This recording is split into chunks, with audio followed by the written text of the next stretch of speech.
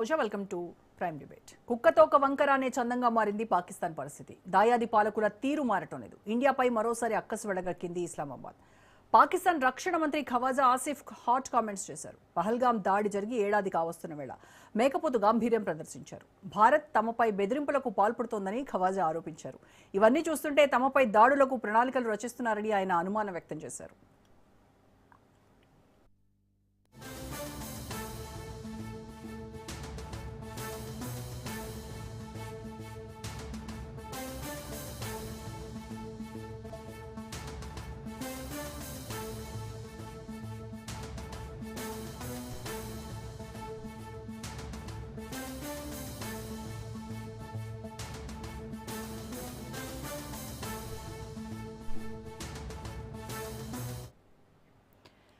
2025 April 22న పహల్గాంలో ఉగ్ర దాడి జరిగింది. అభం శుభం తెలియని 26 మంది పర్యాటకులు, స్థానికులు ఉగ్రవాదుల చేతిలో బలయ్యారు. ఆ ఉగ్ర దాడికి కర్త కర్మ క్రియ పాకిస్తానే. ఇస్లామాబాద్ పెద్దల అండతోనే టెర్రరిస్టులు రెచ్చిపోయి మారణ హోమం సృష్టించారు. అయితే మోదీ ప్రభుత్వం దీటుగానే సమాధానం ఇచ్చింది. ఆపరేషన్ సింధూర్తో దాయాదిని షేక్ చేసింది. ఉగ్రవాదులపై ఉక్కుపాదం మోపింది.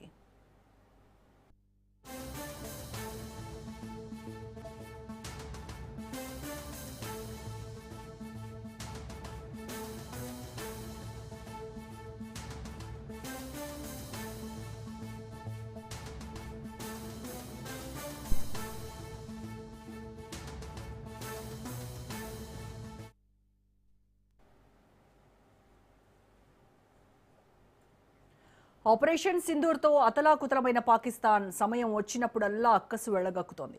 తమను రెచ్చగొట్టడానికి ఇండియా ప్రయత్నిస్తోందని ఆరోపణలు సంధిస్తోంది. ఘర్షణకు దిగితే తీవ్ర పరిణామాలు ఎదుర్కోవాల్సి ఉంటుందని పాకిస్తాన్ రక్షణ మంత్రి చేసిన హెచ్చరికలు పెను దుమారం రేపుతున్నాయి.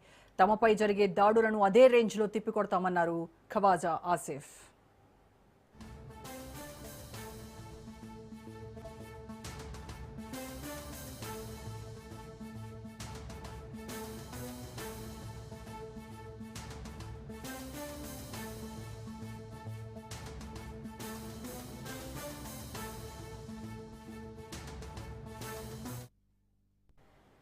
తమ దేశంలో ఉగ్రవాదులు లేరంటూ బుకాయిస్తూ వచ్చిన పాక్ అంతర్జాతీయ మీడియా సాక్షిగా యూటర్న్ తీసుకుంది. 3 దశాబ్దాల పాటు ఉగ్రవాద సంస్థలకు నిధులు, ఉగ్రవాదులకు శిక్షణ అందిస్తున్నది నిజమేనని అంగీకరించింది.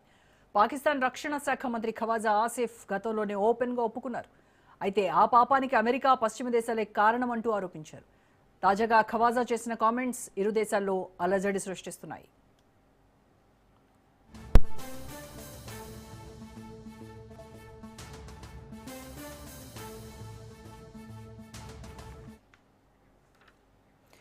ఇప్పటికే ఇరాన్ యుద్ధాన్ని అవకాశంగా తీసుకుని పొరుగుదేశం ఏదైనా దుస్సాహసానికి పాల్పడితే ప్రతిస్పందన తీవ్రంగా ఉంటుందని భారత రక్షణ మంత్రి రాజ్నాథ్ సింగ్ స్ట్రాంగ్ వార్నింగ్ ఇచ్చారు. యురీ సెక్టార్ దాడి తర్వాత జరిపిన సర్జికల్ స్ట్రైక్స్, పుల్వామా తర్వాత వైమానిక దాడులు, పహల్గాం దాడుల అనంతరం ఆపరేషన్ సింధూర్ను గుర్తు చేశారు రాజ్నాథ్. దీనికి సంబంధించి పూర్తి విశ్లేషణ అందించడానికి మనతో జాయిన్ అవుతున్నారు ప్రొఫెసర్ మురళీ మనోహర్ గారు, సీనియర్ విశ్లేషకులు. నమస్కారం అండి మురళీ మనోహర్ గారు. మురళి గారు, ఖవాజా ఆసిఫ్ స్టేట్మెంట్ చూస్తూ ఉంటే పాకిస్తాన్ ఒక రకమైనటువంటి భయంతో ఉన్నట్టుగా కనిపిస్తూ ఉంది. ఎందుకంటే ఆపరేషన్ సింధూర్ ద్వారా మన భారతదేశం పంపినటువంటి స్ట్రాంగ్ మెసేజ్ ఏమైనా వాళ్ళు ఎంతవరకు వాళ్ళని డిమోరలైజ్ చేయడానికి కారణం మనం పంపినటువంటి ఈ ఆపరేషన్ సింధూర్ ఇదే అనుకోవచ్చు అంటారా? అంటే ఈ పాకిస్తాన్ అనేది ఎప్పుడు తీరు మార్చుకోదమ్మా. అది దానికి తినడానికి తిండి లేదు, తాగడానికి నీళ్లు లేవు, మనమే ఆపేశాము. అయినా సరే ఇన్ని ఇబ్బందులు. ఇప్పుడైతే వాళ్ళ దగ్గర పెట్రోలియం, డీజిల్ ఇవంతా కూడా 300 రూపాయలు పైగా వాళ్ళు డబ్బులు కట్టలేక వస్తున్నారు ప్రజల దిక్కు. వాళ్ళ స్కూల్ మూతపడ్డాయి, వాళ్ళ ఆఫీసెస్ మూతపడ్డాయి, వారానికి 2 రోజులు కూడా పనిచేయడం లేదు. ఇంత ఏమంటాము దరిద్రం తాండవిస్తున్నటువంటి సమయంలో మీరు అన్నట్టు ఖవాజా పాకిస్తాన్ రక్షణ మంత్రి స్టేట్మెంట్ ఇస్తాడు. కొంత లేని స్టేట్మెంట్స్ ఇవన్నీ కూడా. మీరు చెప్పినటువంటిది నిజం. ఇది ఎందుకు ఇస్తున్నాడో మనకు ఒకసారి అర్థమే కాదు. తిరగబడతాము, బుద్ధి చెప్తాము, లేకపోతే మీరు ఏం చెప్తారు చెప్పండి. కాళ్ళ బేరానికి వచ్చారు. ఆపరేషన్ సింధూర్లో మీకు జరిగింది ఏంది? మీరు చివరకు కాళ్ళ బేరానికి వచ్చారు. అయ్యా ఆపండి అని అడుక్కున్నారు. మళ్ళీ ఇప్పుడేం చేస్తారు? పోనీ ఇండియా మీ పైన దాడి చేస్తుందని అనుకుంటున్నారా? ఊరికే ఈ స్టేట్మెంట్స్ ఇవ్వడంతో ఇంకోటి పాకిస్తాన్‌లో ఒక ఉమ్, రెడ్ అలర్ట్ కూడా ప్రకటించారమ్మా.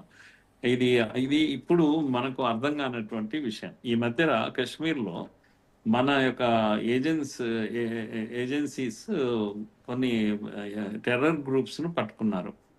వాళ్ళు కెమెరాలతో అక్కడ ఆడుతున్నారు. వాళ్ళ కెమెరాలను పట్టుకొని వాళ్ళను అరెస్ట్ చేసి ఇంట్రాగేట్ చేస్తే తెలుస్తుంది ఏంది అంటే, వాళ్ళు పాకిస్తాన్‌కు సమాచారం పంపాలట.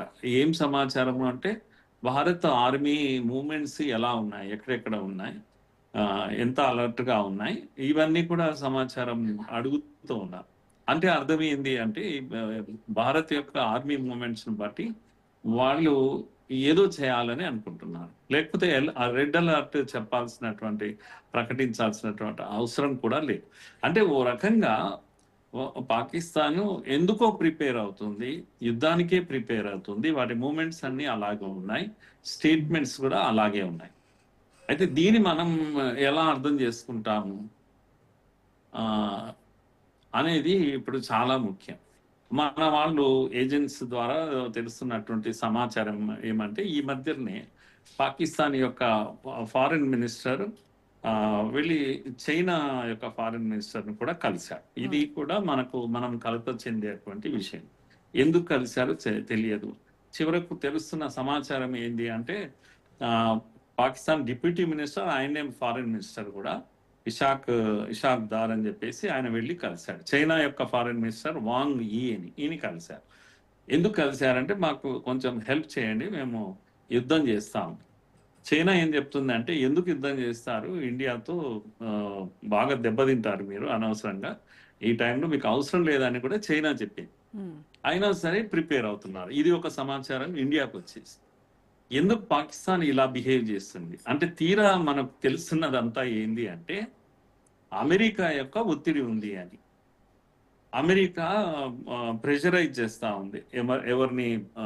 పాకిస్తాన్ యుద్ధానికి సన్నద్ధం కావాలి అని. ఉమ్. ఇది మనం చాలా దూరంగా అర్థం చేసుకోవాలి. అంటే మన ఏజెంట్స్ గాని, మన ఆర్మీ గాని ఎంత అలర్ట్‌గా